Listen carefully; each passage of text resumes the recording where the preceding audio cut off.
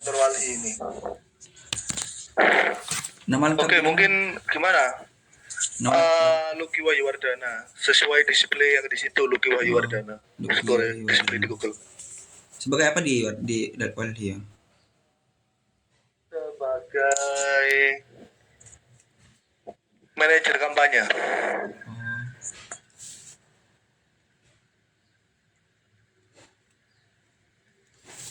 Baik Mas. Sebelumnya gabung ke Walhi sudah sejak kapan Mas? Sejak 2023. Oh 2023. Ya. Langsung ya Mas terkait. Boleh, monggo. Kan di press release Walhi kami sempat baca. Ya. Kan disinggung terkait di El Nino ini diperparah dengan terkait iklim ganda, yaitu Godzilla El Nino yang terjadi bersamaan dengan Indian Ocean Dipole. Ya, IOD ya. IOD. Nah, pemicu utamanya itu apa Mas? Sehingga kalau terkait dengan munculnya fenomena iklim ganda El Nino dan IOD ini itu ada beberapa faktor ya memang. Mungkin aku nggak bisa membahas ini secara detail karena memang bukan latar belakangku untuk menjelaskan soal geografi ya, dan fenomena alam. Tapi kalau yang kami pelajari di Wali Jawa Timur, fenomena El Nino itu muncul sebagai salah satu fenomena tahunan yang mempengaruhi cuaca dunia atau iklim dunia ya. Jadi El Nino itu semacam fenomena pergeseran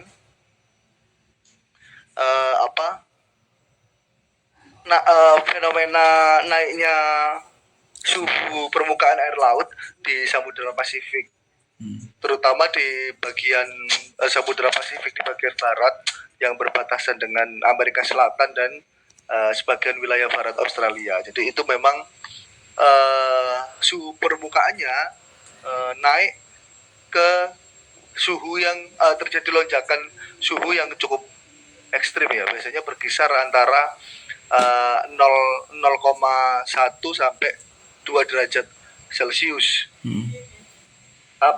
Kenaikan suhu muka air laut ini di Samudra Pasifik ini disebabkan oleh pergeseran angin. Jadi ini dipengaruhi juga oleh perubahan cuaca yang ada di wilayah Samudra Pasifik bagian timur yang berbatasan dengan Asia Tenggara. Jadi angin itu bertiup ke arah barat sehingga membuat konsentrasi panas itu berpindah dari wilayah barat ke wilayah timur, sehingga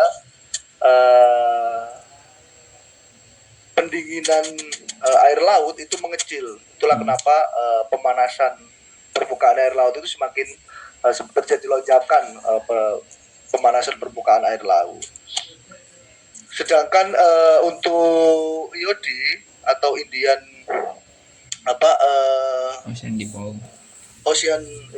Indian Ocean Dipole itu terjadi atau fenomena terjadi di Samudra Hindia, terutama di Samudra Hindia di bagian ini ya, di bagian utara atau di selatan Pulau Jawa.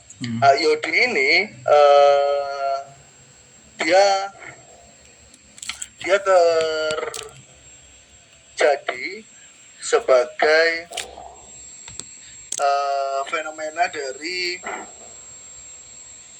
datangnya musim kemarau di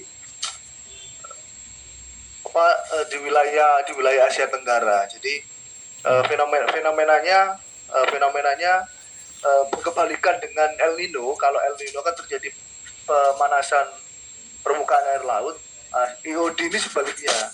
Yang terjadi adalah penurunan suhu di permukaan air laut yang ada di Samudra Hindia. Makanya itu disebut sebagai IOD plus ya. Kenapa kemudian ini berpengaruh terhadap fenomena cuaca ekstrim? Karena terjadi ada perbedaan suhu dari arus laut Samudra Pasifik yang naik dengan Samudra Hindia yang permukaan air lautnya semakin menurun. Ini yang kemudian menciptakan pusaran-pusaran air laut atau pusaran-pusaran awan atau gelombang di laut yang memunculkan cuaca ekstrim, sehingga sebenarnya yang cukup berbahaya dari fenomena terjadinya Godzilla Super El Nino ya, Godzilla El Nino dan juga Iodiplus ini bukan hanya soal kekeringannya, tapi akan terjadi fluktuasi cuaca di mana menurut beberapa statement peneliti dari BRIN, kemudian dari BMKG, yang paling ditakutkan adalah terjadinya fenomena banjir di musim kering atau begitupun sebaliknya terjadi hari tanpa hujan yang tinggi di tengah musim hujan, begitu, kekeringan di tengah musim hujan. Itu yang sebenarnya membuat kenapa fenomena iklim ganda ini menjadi salah satu hal yang perlu untuk jadi salah satu penanggulangan oleh pemerintah. Mungkin itu sih kalau soal fenomena iklim ganda ya. Berarti kedua iklim ganda ini berpengaruh terhadap keringnya hutan dan lahan gitu ya, Mas. Gampangnya seperti itu kan? Secara gampang fenomena iklim ganda ini membuat fenomena cuaca ini jadi fluktuatif, dan yang lebih parahnya lagi adalah mendorong munculnya cuaca ekstrim. Jadi kekeringan yang super kering. Jadi dan juga fenomena hujan ekstrim yang tiba-tiba muncul bisa dengan intensitas yang sangat besar ya. Contohnya kayak yang terjadi di Probolinggo kemarin, di Paiton kemarin. Sebelumnya kan Paiton kan sudah lama tidak terserang banjir, tapi karena tiba-tiba ada hujan ekstrim yang cukup lama, intensitasnya cukup lama, sehingga membuat beberapa sungai-sungai di wilayah Paiton meluap. Jadi itu yang sebenarnya berbahaya dari fenomena iklim ganda ini. Kering ekstrim dan juga hujan ekstrim yang menyebabkan banjir. Kalau kering ekstrim menyebabkan kekeringan dan juga kebakaran hutan dan lahan tentunya. Dan yang paling diantisipasi adalah soal fenomena fluktuatif cuacanya. Jadi antara kering ekstrim dan juga hujan ekstrim ini dia bisa terjadi dalam waktu yang sangat singkat. Tiba-tiba kering ekstrim, di beberapa bulan kemudian atau beberapa minggu kemudian tiba-tiba terjadi hujan yang sangat ekstrim. Itu yang sebenarnya berbahaya gitu. Baik. Masuk ke karhutlah ya, Mas.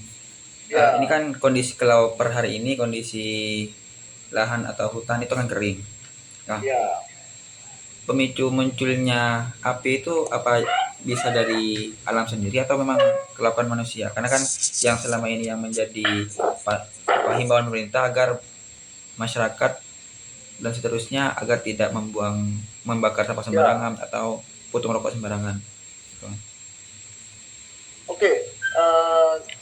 Kalau soal fenomena munculnya kobaran api itu sebenarnya kita bisa cek dari bagaimana struktur tanah yang terjadi kebakaran ya. Kalau yang paling masif sekarang itu terjadi di lima provinsi besar ya. Kalimantan Barat, kemudian di Sumatera Utara, kemudian di Papua, sama di Jawa Timur. Nah sebenarnya itu kita bisa cek tuh bagaimana karakteristik lahan yang ada di 5 kota besar ini. Kalau di Kalimantan dan juga di Papua itu karakteristik lahannya adalah lahan gambut. Kalau dari penjelasan di riset yang dilakukan oleh tim pantau gambut, salah satu penyebab kenapa lahan gambut ini mudah terbakar karena satu tentu karena ada fenomena El Nino. Jadi memang kekeringan ekstrem ini membuat menurunnya muka air tanah dalam kandungan lahan gambut ke titik yang paling ekstrim ya. Jadi kadar air di permukaan tanah itu turun ke bawah, sehingga bagian lapisan atas dia jadi mengering. Itu yang membuat itu yang membuat kenapa lahan gambut mudah terbakar. Fenomena ini terjadi di Kalimantan dan di Papua. Tapi menurut hasil analisa pantau gambut juga, salah satu pemicu lainnya adalah sebelum kekeringan ekstrem ini terjadi, banyak wilayah lahan gambut di Kalimantan dan Papua yang memang sengaja dikeringkan untuk pembukaan lahan atau menjadikan lahan gambut ini sebagai area produktif ya, penanaman sawit, penanaman perkebunan, dan itu banyak dilakukan oleh perhutani. Jadi sehingga ketika panas ekstrem terjadi, fenomena kebakaran hutan ini lebih mudah terjadi karena sebelum kekeringan ekstrem datang, memang lahan gambutnya sendiri sudah dikeringkan. Mayoritas memang sudah banyak yang kering, sehingga ketika cuaca ekstrem datang, patikannya lebih cepat. Sedangkan yang terjadi di Pulau Jawa dan juga di Sumatera, ini memang secara karakteristik lahan adalah tanah keras dan juga savana ya. Kalau tanah keras dan savana ini memang dia berbeda dengan lahan gambut. Kalau lahan gambut kan dia tercipta dari proses jutaan tahun dari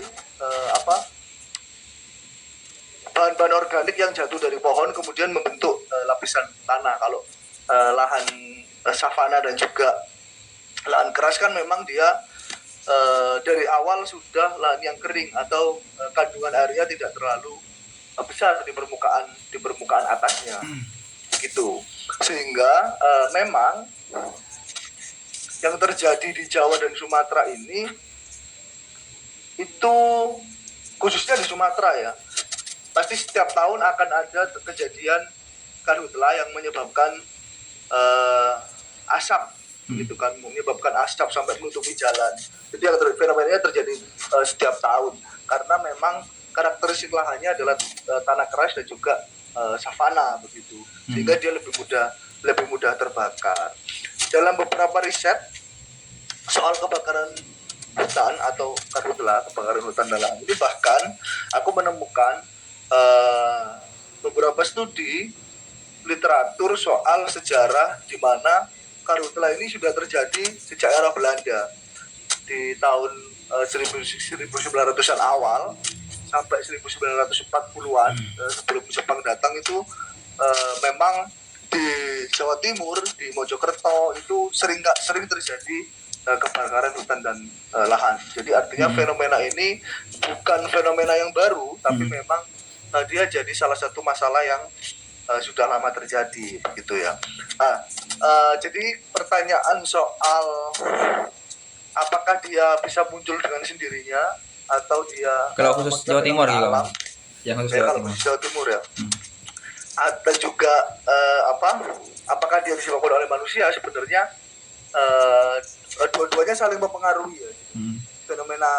Fenomena alam yang terjadi dipercepat atau didorong oleh bagaimana kemudian manusia menerapkan mitigasi di lapangan ya, begitu. Kayak contohnya di tahun 2023 salah satu kebakaran hutan dan lahan yang paling parah waktu itu terjadi karena kalau ingat ya, di Bromo ada foto prawedding yang menggunakan suara atau menggunakan flare, sehingga itu karena kebetulan di 2023 terjadi fenomena El Nino, kekeringan, kemudian itu dibanti oleh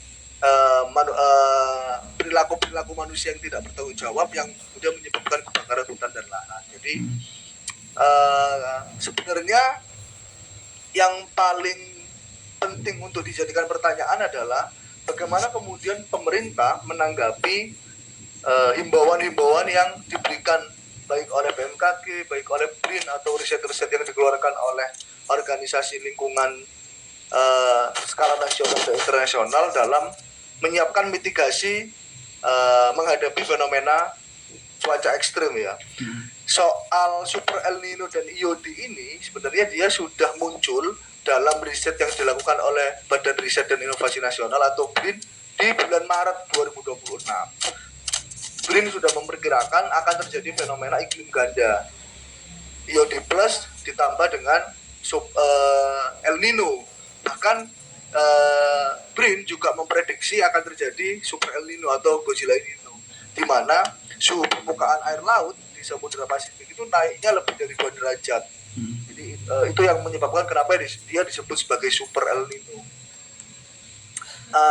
Tapi sayangnya fenomena kebakaran hutan dan lahan yang terjadi di Jawa Timur sekarang atau dalam skala luas di Indonesia ini menunjukkan bahwa pemerintah ini sama sekali tidak menyiapkan mitigasi dari himbauan yang sudah dikeluarkan oleh BRIN maupun lembaga-lembaga riset skala nasional dan internasional. Mungkin itu ya. Jadi memang ini fenomena alam, memang benar ini fenomena alam. Tapi dalam skala kebijakan pemerintah seolah-olah tidak punya political will atau sengaja mengabaikan peringatan-peringatan yang diberikan oleh temuan-temuan hasil riset. Mungkin begitu kalau aku bisa menjawab. Oke. Kemudian ini kan kita fokus di dulu Mas, di insiden karhutla nanti. Di pemerintah. Ini kan di Jawa Timur kalau dilihat dari sejarahnya kan rawan karhutla ya Mas. Iya. Nah, apakah itu merupakan karena letak geografis atau memang apa gitu Mas di Jawa Timur? Kalau menurut paparan yang diberikan oleh salah satu akademisi di Institut Pertanian Bogor, saya lupa namanya, di Jawa Timur khususnya di Gunung Bromo itu kenapa dia mudah sekali terjadi fenomena karhutla karena secara struktur topografi Gunung Bromo itu berbentuk cekungan atau lembah, sehingga angin dari berbagai penjuru itu sangat mudah menyebabkan ketika muncul percikan api dia akan cepat membesar. Itu kalau menurut penjelasan yang diberikan oleh salah satu akademisi di Institut Pertanian Bogor ya. Gitu.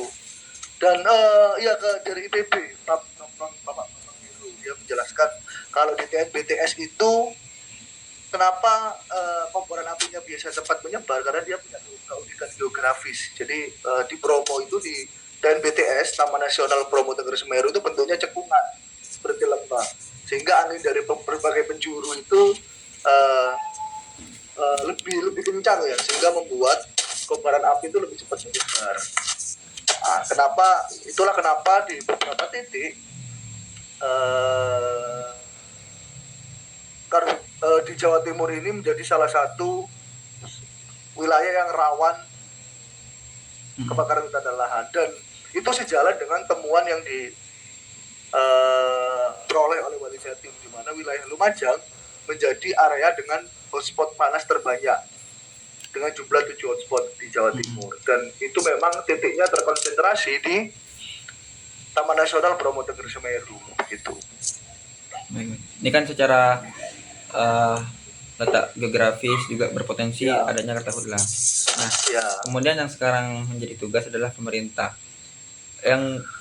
Yang seharusnya dilakukan pemerintah itu seperti apa gitu Mas ya, sehingga karhutla ini tidak menjadi bencana tahunan gitu, sehingga bisa diminimalisir atau bahkan tidak terjadi sama sekali. Apakah ada cara gitu? Kalau soal harusnya memang pemerintah menyiapkan kebijakan ya, terutama temuan kami di Wali Jawa Timur, mayoritas kebakaran hutan dan lahan yang terjadi di Jawa Timur itu keseluruhan berada pada berada pada titik-titik wilayah konservasi, baik itu taman nasional, taman hutan rakyat maupun hutan lindung ya. Kebakaran terkonsentrasi di wilayah-wilayah konservasi. Harusnya wilayah-wilayah konservasi ini jadi salah satu fokus pemerintah. Bagaimana kemudian untuk menerapkan atau mendorong kebijakan mitigasi terhadap potensi kebakaran hutan dan lahan gitu. Tapi memang yang terjadi justru sebaliknya.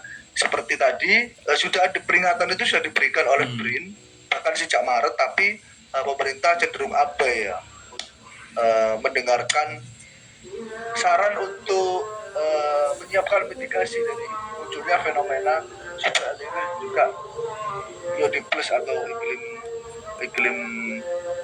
iklim ganda ya. Harusnya memang pemerintah coba untuk melakukan mitigasi bahkan jauh sebelum fenomena ini terjadi. Sudah diperingatkan kok, harusnya mereka menyiapkan kebijakan ya. Tapi memang kalau yang kami lihat pemerintah ini cenderung melakukan pendekatan yang penyelesaian. Jadi mereka baru bergerak, BPBD, Badan Penanggulangan Bencana Daerah, BPBD ini bergerak ketika titik api sudah muncul. Apa yang dilakukan pemerintah biasanya adalah model pemadaman atau biasanya juga melakukan model rekayasa cuaca biasanya. Cuma yang ya benar. Jadi rekayasa cuaca itu menembakkan semacam cairan kimia ke awan untuk memunculkan rekayasa hujan ya di wilayah-wilayah yang terbakar. Cuman dari keterangan BPBD kemarin, terutama di TNBTS ya, di Taman Nasional Bromo Tengger Semeru, ada beberapa hambatan yang didapatkan. Satu, soal letak topografi. Kebakaran hutan dan lahan itu terjadi di wilayah-wilayah dengan kemiringan yang ekstrim, curam, wilayah-wilayah curam. Itu pertama. Kedua, fenomena iklim ganda ini juga menyebabkan mata air atau sumber mata air di wilayah yang terbakar ini menjadi mengering, sehingga pasokan air untuk melakukan pemadaman itu sangat sedikit. Kemudian yang ketiga adalah minimnya konsentrasi awan di wilayah yang terbakar. Jadi memang fenomena iklim ganda ini menyebabkan minim sekali terjadi kenaikan muka air laut ke atas langit ya, atau awan itu sangat jarang terjadi, sehingga tidak memungkinkan untuk melakukan rekayasa cuaca. Nah ini tantangan-tantangan yang muncul ini jadi salah satu hal yang harusnya bisa dievaluasi oleh pemerintah. Karena dia sudah diperingatkan dari awal tapi cenderung untuk tidak adaptif. Tentu yang terjadi adalah tantangan-tantangan yang seperti itu tadi. Dan itulah kenapa proses penanggulangan karhutla di Jawa Timur itu cukup lama. Karena itu tadi. Karena pemerintah lebih memilih untuk melakukan pendekatan penyelesaian daripada pendekatan pencegahan. Mungkin itu sih. Salah satu contoh pencegahannya seperti apa ya Mas? Itu kan kalau penyelesaian kita dipadamkan. Kalau dalam bentuk pencegahan seperti apa yang bisa dilakukan misalnya? Oke, salah satu metode pencegahan yang bisa dilakukan untuk mengatasi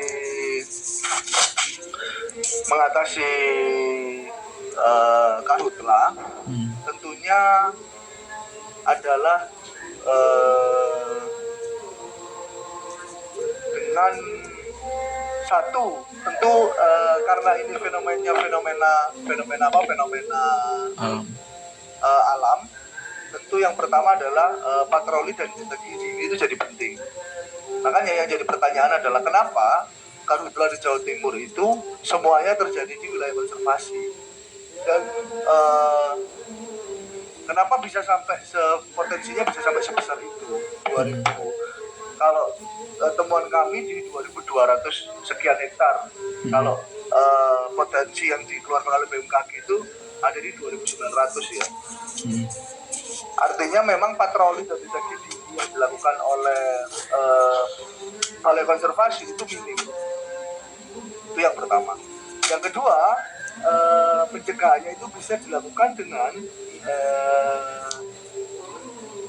ketika sudah mulai muncul banyak sekali himbauan dari lembaga peneliti soal fenomena cuaca ekstrim, harusnya wilayah-wilayah Taman Nasional, wilayah konservasi yang di situ dibuka untuk pariwisata itu harusnya ditutup dari awal. Jadi sebelum fenomena ekstrim ini, cuaca ekstrim ini muncul, harusnya sudah ada pencegahan dengan pelarangan wisata untuk masuk ke dalam. Karena kadang memang banyak sekali ya alasan-alasan dikeluarkan oleh pemerintah dalam menyalahkan kebakaran hutan, mulai dari puntung rokok, mulai dari flare dan lain-lain, itu yang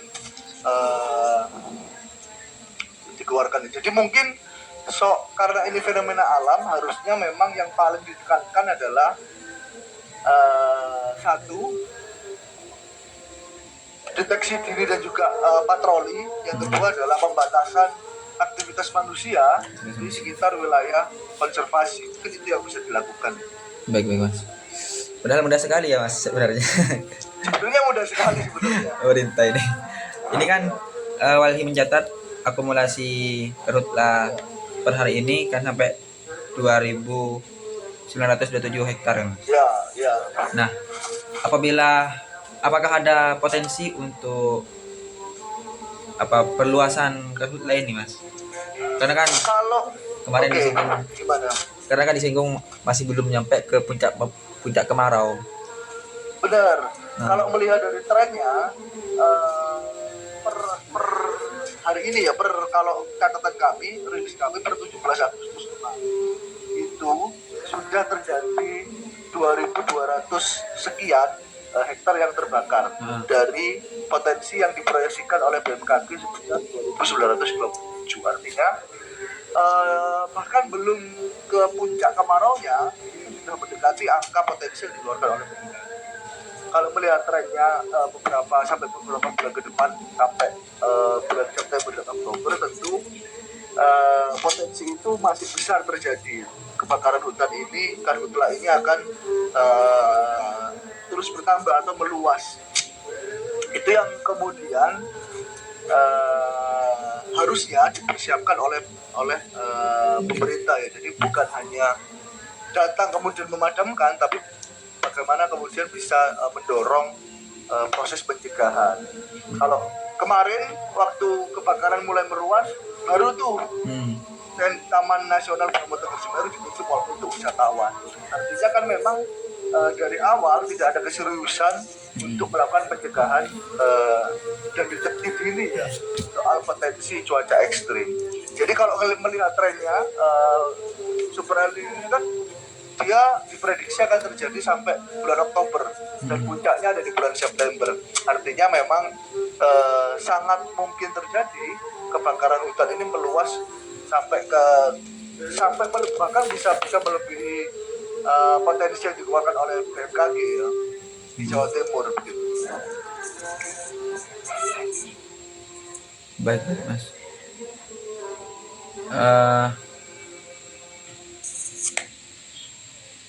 Apakah ini kan yang terjadi di Jawa Timur kan merupakan wilayah-wilayah konservasi Mas? Yang hal itu pengelolanya pemerintah. Apakah ada hukum semisal peraturan semisal ada kelalaian dalam hal ini? Oke.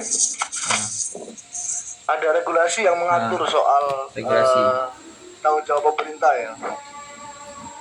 Kalau soal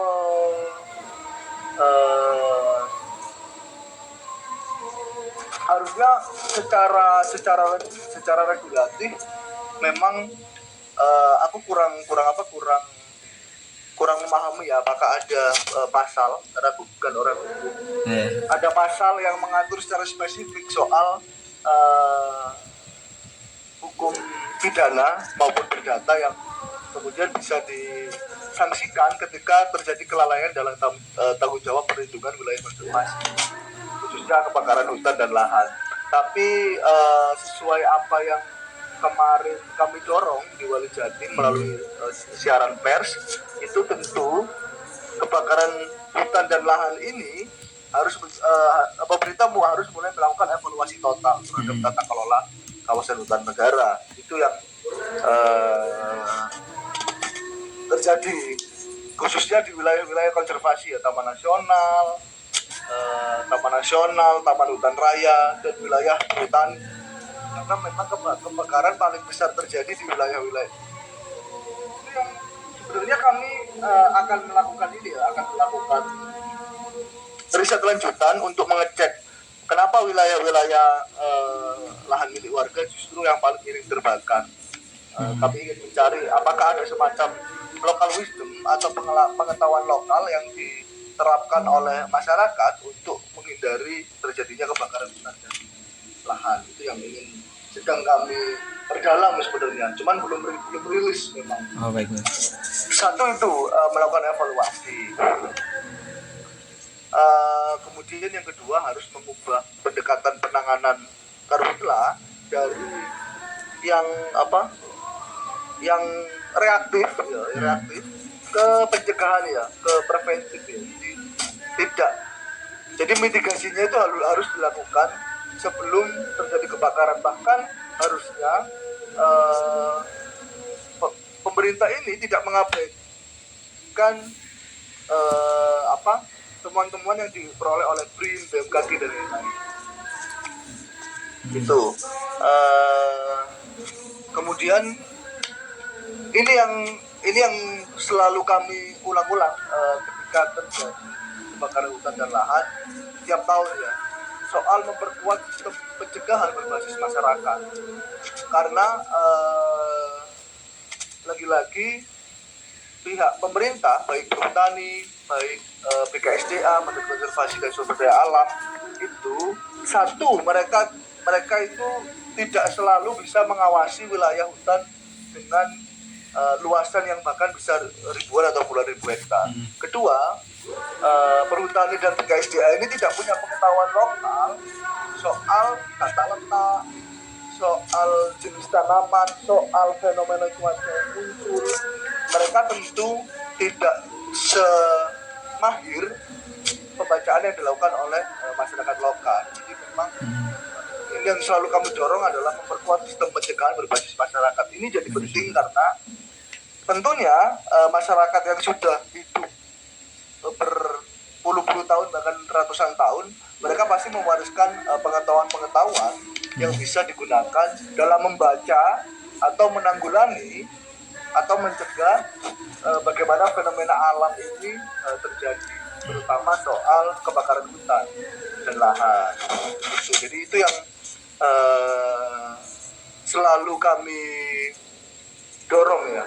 Kemudian juga ini aku tadi lupa sedikit kelewatan soal harusnya pemerintah sudah mulai, khususnya ini ya, Balai Konservasi dan Sumber Daya Alam itu menyusun rencana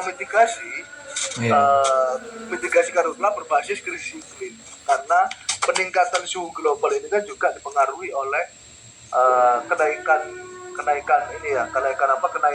suhu secara global atau krisis iklim, pemanasan global begitu. Baik. Kemudian juga harus ada semacam pembacaan terhadap perubahan pola curah hujan. Ini yang kemudian harus bisa pemerintah harus punya semacam rencana mitigasi yang dia berbasis krisis iklim, terutama soal pemanasan global dan juga perubahan pola hujan ya, pola curah hujan itu yang jadi penting. Gitu. Apakah Walhi pernah menemukan sampel wilayah gitu Mas, yang misal sebelumnya terjadi karhutla karena penanganan yang bagus sih, pada akhirnya karhutla selanjutnya itu tidak terjadi gitu Mas? Barangkali ada. Aku tadi Oke. Aku tadi ini pertanyaan yang menarik sebetulnya. Aku tadi coba mencari beberapa bacaan, browsing lah, ada beberapa jurnal soal apakah ada wilayah-wilayah yang dia berhasil keluar atau berhasil menanggulangi kebakaran hutan dan lahan. Kalau di Jawa Timur, dari temuan yang aku temukan tadi, hampir semua wilayah-wilayah yang terjadi kebakaran hutan dan lahan itu selalu terjadi tiap tahun. Bahkan di Bromo sendiri itu tidak pernah absen dari 2017 sampai 2026. Selalu terjadi kebakaran hutan. Dan puncaknya itu di 2018, 2023 dan 2026 ya. Artinya memang belum ada semacam penanggulangan yang efektif dan mencegah potensi kebakaran hutan dan lahan. Jadi kalau aku membaca trennya, tahun-tahun yang minim kebakaran hutan dan lahan ini itu bukan dipengaruhi oleh pencegahan, tapi banyak dipengaruhi oleh tidak munculnya cuaca ekstrim. Tapi di setiap munculnya cuaca ekstrim itu selalu tinggi angka kebakaran hutan dan lahan. Contohnya seperti di 2019 itu juga terjadi super El Nino, di 2023 juga terjadi El Nino, dan 2026 ini potensinya memang juga ada terjadi super El Nino, dan ketiganya itu kebakaran hutan dan lahan. Artinya memang belum ada salah satu penanggulangan yang efektif ya dalam mengurangi potensi kebakaran hutan. Itu sih yang aku temukan. Tapi ini bisa jadi salah satu pertanyaan yang menarik untuk ditelusuri ya. Soal wilayah yang berhasil mengkonservasi wilayahnya dalam mengurangi kebakaran hutan dan lahan. Secara dampak ke masyarakat apa saja Mas? Karhutla ini Mas. Kalau dampak ke masyarakat tentunya dari temuan ada beberapa lahan warga yang juga terdampak kebakaran hutan dan lahan. Akhirnya sudah mulai berjalan bahkan masuk ke lahan-lahan yang dikuasai oleh warga sekitar. Itu satu. Yang kedua tentu kebakaran hutan dan lahan ini berpotensi menyebabkan munculnya asap ya, atau karbon dioksida yang dia pengaruh terhadap kesehatan masyarakat, terutama yang di sekitar area kebakaran hutan. Walaupun yang terjadi di Jawa Timur memang tidak separah yang terjadi di Kalimantan maupun Sumatera ya. Tinggal kemarin di Kalimantan. Kemudian yang ketiga adalah kebakaran hutan dan lahan ini berpotensi akan mendorong lonjakan kenaikan suhu. Jadi kebakaran karena panas yang terkonsentrasi di banyak titik ini menyebabkan ini juga punya pengaruh terhadap pemanasan global karena akan terjadi lonjakan kenaikan suhu. Itu yang di banyak penelitian dalam skala global dia jadi salah satu hal yang paling diantisipasi ya. Itu sih kalau dampak utamanya ke masyarakat. Tapi memang salah satu yang jadi concern kami adalah bagaimana kemudian makhluk hidup non manusia, hewan, kemudian tumbuhan itu yang paling besar potensinya untuk kemudian mereka kehilangan habitat aslinya ya, atau habitat alaminya. Itu yang jadi concern kami, walaupun kami belum punya data spesifik untuk menjelaskan soal apa saja. Tapi kalau dari infografi yang dikeluarkan Tempo di TNBTS Taman Nasional Bromo Tengger Semeru itu ada 24 fauna yang dilindungi, kemudian ada 11 mamalia dilindungi di sana. Juga di TNBTS ini jadi salah satu wilayah konservasi ini ya, elang Jawa sama macan kumbang dan macan tutul. Artinya ini yang kemudian jadi penting karena yang tentu yang paling banyak merasakan dampaknya adalah habitat-habitat yang kemudian kehilangan ekosistemnya ya, termasuk spesies flora, spesies tumbuhan-tumbuhan endemik asli Bromo yang ini harusnya perlu dilakukan inventaris bagaimana dampaknya pasca kebakaran hutan dan lahan. Itu sih kalau menurut kami ya. Mungkin terakhir Mas, karena sudah hari ini kan kami baca selama ini termasuk yang jenengan katakan pemerintah lebih reaktif tidak pada pencegahan ya Mas. Iya. Sikap Oli sendiri gimana Mas terkait hal itu dalam menangani karhutlah? Kalau dari Wali Jawa Timur tentu kami mengkritik keras ya pendekatan reaktif, terutama yang paling bikin kami jadi sebel sebenarnya adalah fenomena ini sudah diprediksi oleh BRIN bahkan sejak Maret 2026, jauh sebelum fenomena itu terjadi. Tapi kebakaran hutan dan lahan itu melihat kemarin akhirnya kebakaran hutan dan lahan ini masih seolah-olah memberikan satu mempertegas bahwa memang peringatan ini tidak pernah diberi oleh pemerintah, khususnya yang berhubungan langsung dengan wilayah perhutanan yang terbakar ya, hutan, dan lain-lain. Bahkan aku sempat menemukan satu statement dari